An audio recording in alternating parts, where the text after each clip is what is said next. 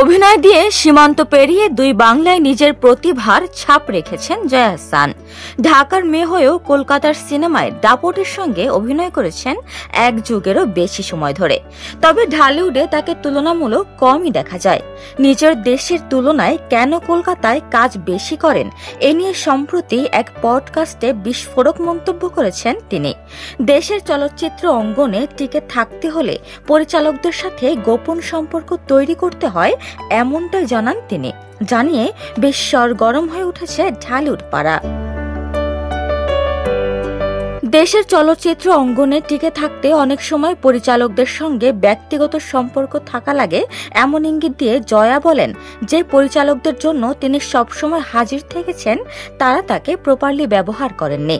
বাংলাদেশে একটাই সমস্যা, পরিচালকের হয় বান্ধবী থাকে না হয় স্ত্রী। এটা জয়ের পক্ষে সম্ভব নয়।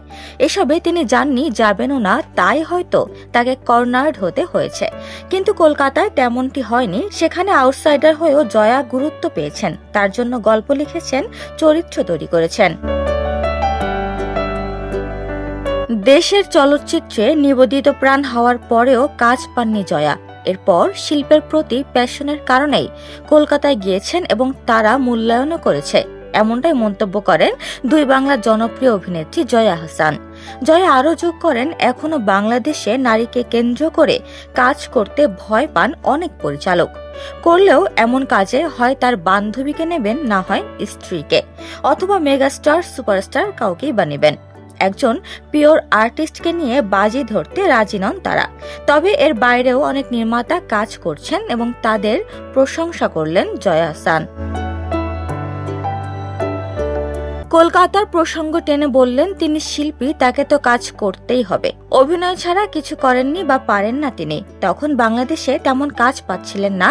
সেই কষ্টের জায়গা থেকেই এবং শিল্পের প্রতি তার প্যাশনের কারণেই কলকাতায় যাওয়া। বলিউডের প্রযোজক করণ জোহরের ধর্ম প্রোডাকশন থেকে মুক্তি পাওয়া রকি আর রনি কি প্রেম কাহানি সিনেমায় অভিনয়ের প্রস্তাব পেয়েছিলেন জয়া, কিন্তু বিভিন্ন কারণে সেটা ছাড়তে হয়েছে তাকে। কাজের সূত্রে জয়াকে সর্বশেষ দেখা যায় ফেরেশতা সিনেমায়। বাংলাদেশ ও ইরানের যৌথ প্রযোজনায় নির্মিত এই ছবিটি পরিচালনা করেছিলেন ইরানি পরিচালক মুর্তজা আতশ। জয়া ছাড়াও এতে অভিনয় করেছেন শহীদুজ্জামান সেলিম, শাহেদ আলী, রিকিতা নন্দিনী শিমু ও সুমন ফারুক। উপমা রায়, সোনালী নিউজ, ঢাকা।